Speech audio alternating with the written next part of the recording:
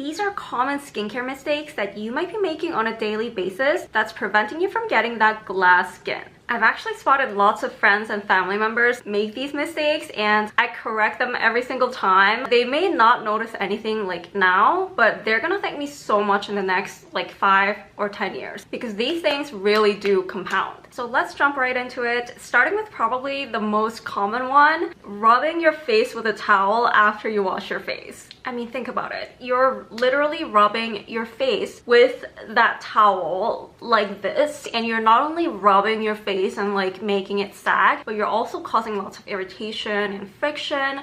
That's super unnecessary and can really like build up over time. Let's say we cleanse our face twice a day, then imagine doing that every single day to your face. That's like really gonna hurt your skin barrier. You should just ideally like tap very gently instead of rubbing aggressively. The second mistake kind of goes with the first one. It's thinking that the more you cleanse or like the longer you cleanse, the cleaner your face will become and it's gonna clear acne and like all kinds of skin problems. That's not true, and I see this a lot with like today's cleansing trends where you use like a Korean cleansing oil and then rub on your nose forever thinking it's gonna like pull out all your sebums and impurities. And every time someone does that, it really breaks my heart because you're only supposed to roll for about like 30 minutes to a minute. Just because you keep rolling, it's not gonna like get all those gunks out. Like that's a huge misunderstanding, and I don't know how that became like a trend, but it does remove like a surface level dirt and some sebum that are like really close to the surface. But like the very big ones, you usually need to use exfoliators, and I use like BHA for blackheads, but cleansing oils alone can't do that magic, and I would rather spend that time on emulsifying, which is basically adding a little bit of water to cleansing oil and then actually lifting off the dirt. Anyways, keep cleansing short. It's better to protect your barrier and its natural oil rather than stripping it and leaving everything feeling super smooth and sebumless. Third is slapping skincare into your skin. So I see a lot of people do this. They think like if they apply it like this, it's gonna absorb better. But you need to be careful because like why would you slap your skin? It's very easy to just think of your skin as like a really soft, high quality silk or like a baby skin. You would never do that to a baby, right? When you do that, the products actually get on your hands more than your face. And that's why I recommend like just gently pressing, because otherwise like it's all gonna go into your hands, which we don't want. So not with like this entire surface, but kind of using like your fingertips to like gently tap and being really careful with your skin. And what's scary is I often see people do first, second, and third mistakes all together in a single routine. So they like cleanse super squeaky clean and then rub their face dry and then like slap toner on their skin. It's like, wow, that's a total damaged package. So just be careful. Protect your barrier at all costs.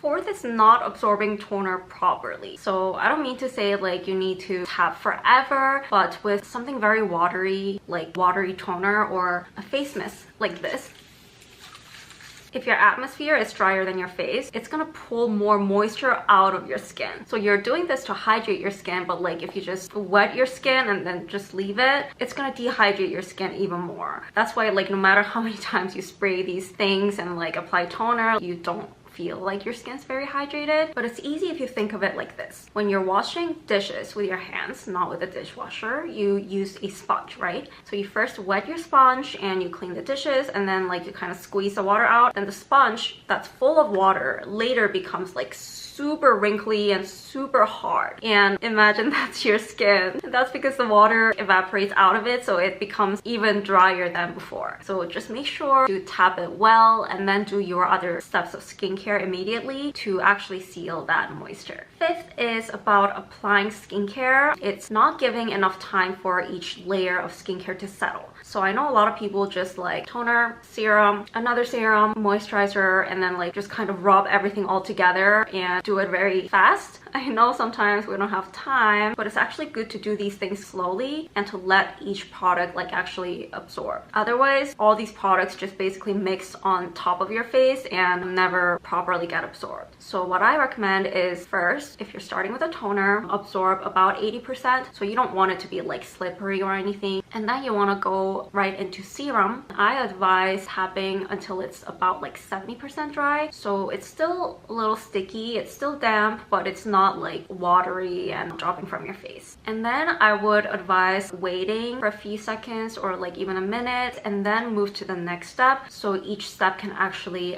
properly be absorbed. You'll feel that this also works really well before you do makeup, because sometimes if you overdo your skincare, it kind of causes peeling later when you try to do makeup. But if you properly absorb each layer, like in very thin layers, and take your time, that also enhances the quality of your makeup so much. So just be patient and wait until the skincare can actually settle. By the way, I want you to tell me in the comments how many you have already been doing at the end of the video. 6 is leaving your eyes, neck, and like your mouth area unprotected while you're doing face masks. So you'll notice when you do face masks, there's like these holes,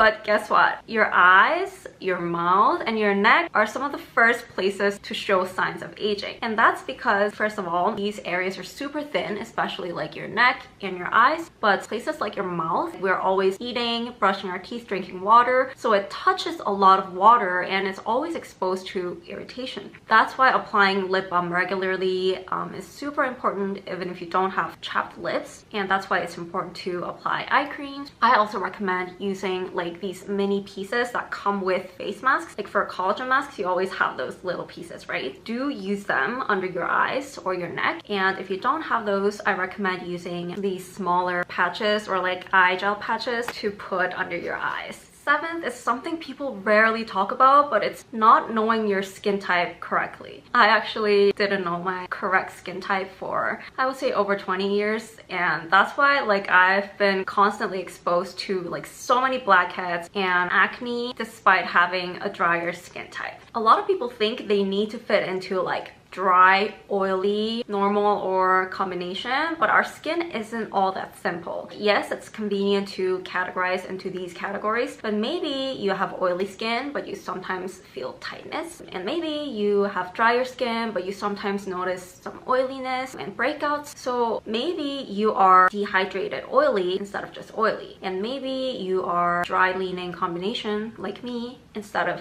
dry or just combination. Like I've always found my skin to be like too dry to be combination and my T-zone too oily to be dry. When I was using like creams designed for dry skin, I got more breakouts like on my T-zone and U-zone. But when I was using something that was marketed as combination skin appropriate, I don't know, I felt like my face wasn't getting enough hydration and protection, and it was often too light. So I started changing my approaches and I diagnosed my own skin type again, and I found out that I was dry leaning combination. So now based on that, I do my skincare very differently. I choose different products, and that's improved my skin so much. Like right now it's actually super dry because of the weather change here, and I've actually been experiencing eczema and stuff, but my skin is still pretty hydrated and glowing. I've actually come up with my own test to help you diagnose this, so let me know if you're interested and I can discuss it more later. But basically, try to view skin type as a spectrum instead of like these discrete categories, and don't feel like just because something works for someone with that specific skin type that it also needs to work for you the same way. 8th is the more products, the better. This is not true. You don't need 10-step, 20-step skincare routine. Like I said, it's all about hydrating your skin, maintaining healthy oil-water balance, and to build good skin habits. As a teenager or a beginner, you really only need 3 products: cleanser, moisturizer, and sunscreen. You don't even need a toner or a serum. You can add them like if you want to experiment more and treat further concerns, but you really only need a small set of products to get you started. And what's more important is understanding your own skin, finding products that will suit your skin, and to be consistent with that routine, and to notice how your skin changes over time. So don't feel overwhelmed. You can start with very simple set of products. Ninth mistake is assuming that a product alone breaks you out. I know a lot of people, like, for example, when I talk about a product, in the comments they say, this product broke me out. And that could be true. Maybe some ingredients didn't work for you, but I think half of the times it's not just about the product, and you really need to reflect on hormonal cycle, your diet, stress, and other environmental factors. Like, a lot of you ask me, why am I getting acne? But it's really hard to tell without knowing your skin and your circumstances, because a lot of the times it's due to a combination of different factors. So basically, do not depend only on skincare to fix your skin, and don't assume that it will destroy your skin. The 10th mistake is choosing products based on hype versus need. Like I've been saying, you really need to understand your skin and know what works well for your skin, like what ingredients your skin like and what you need at what times. Maybe you're going through your period, or like it's 2 weeks before a period and you probably want to focus on calming versus putting so many actives. Maybe the weather is really dry right now, so I want to focus on barrier repair and hydration. So, you know, it should be more about like observing and understanding your skin versus using the product just because it's trendy or just because someone said like it's amazing. Don't get me wrong, like sometimes it's fun to try trendy products, and sometimes the things that people recommend also work for me. It's good if you can find a friend or like an influencer who has similar skin type and concerns as you, then it kind of helps narrow down the choices of products, right? And you can increase the chance of having success with that product. But even though you have very similar skin conditions, it's not always going to work the same way. So just be mindful and a bit more cautious about what your skin actually needs and what your goals and outcomes are. So a lot of these things might seem very basic, but you'll be surprised how many people are actually doing this every single day, and things compound, like I said. So try to build really good skincare habits, really take care of your skin and protect your skin. Your future self will really thank you. And if you don't know how to know your skin type, build your routines and what kind of products to buy from different Korean skincare brands. Like there are a ton these days, right? I've actually put together a 19-page skincare guide to help you figure out these things step by step and actually get you started. So if you're curious, check it out in the description. I'll put it there. Thank you, and let me know if you have any requests for future videos.